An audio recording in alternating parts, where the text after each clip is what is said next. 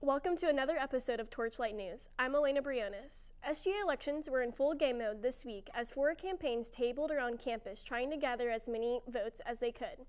TorchLight was on pedestrian walkway this week, getting the inside scoop on how students feel about the elections. Sarah Mellison reports. SGA campaigns are well underway here at UT, with polls opening this morning and lasting until Thursday afternoon.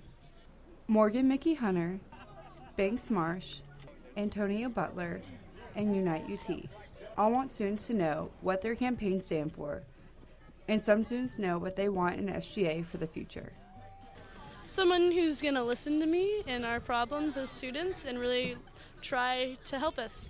It's like someone who knows what's going on campus, and can address the issues that are, relevant to people, I'm also kind of looking for, I guess UT pricing, because I know some of the campaigns are a couple of them are looking into pod market prices or stuff, or meal and dining, how ours is $4.85 versus other southern schools are $7, so I guess kind of being more affordable and actually helping out the students. Whatever the results are for the election, one thing is guaranteed: a change is coming for the University of Tennessee. Shining light on UT News, I'm Sarah Mellison. All right, thank you, Sarah. And with the election in full swing, SGA hosted their annual debate this week. President and Vice President nominees voiced their policy and opinions based off of viewer-submitted questions. Anyone could submit questions directly to candidates or individually to specific candidates of their choice. There are 4 presidential candidates running and 3 vice presidential candidates running in the SGA elections this week.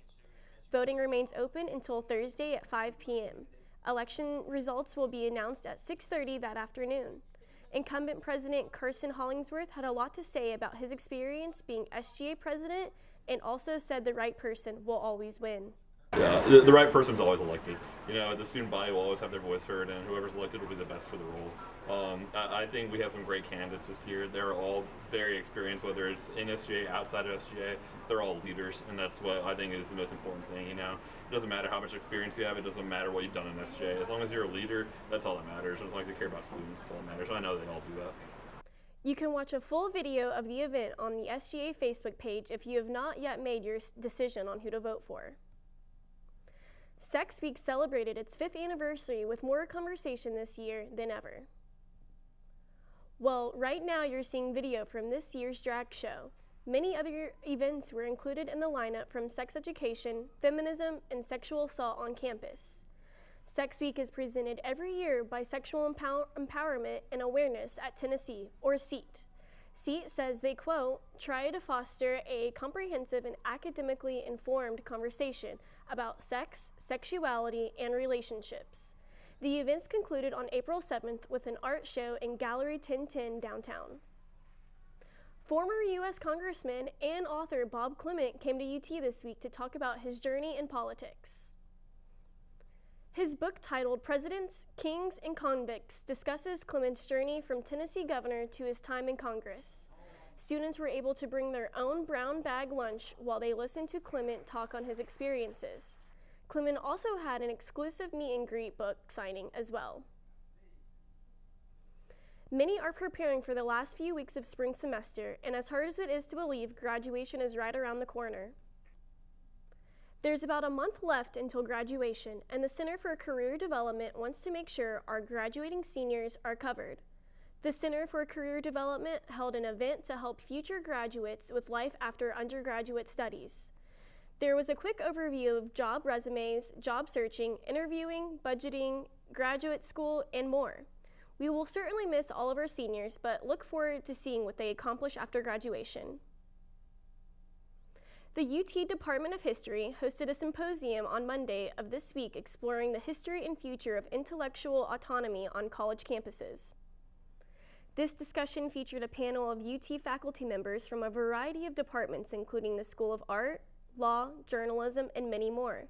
The speakers' conversations focused on the historic and current factors that affect intellectual autonomy today. The McCarthy era, the relationship between academic freedom and artistic expression, and the role of students advocating free speech on campus were all included topics in the symposium. People from all over came to Knoxville's Old City this past weekend to enjoy the annual Rhythm and Blooms Music Festival, and this year's event did not disappoint. Headliners included Young the Giant and Go-Go Bordello. Go-Go Bordello and his gypsy punk band gave quite the performance. During his hit song, Start Wearing Purple, Bordello stood atop a bass drum in the crowd while slinging red wine over everyone.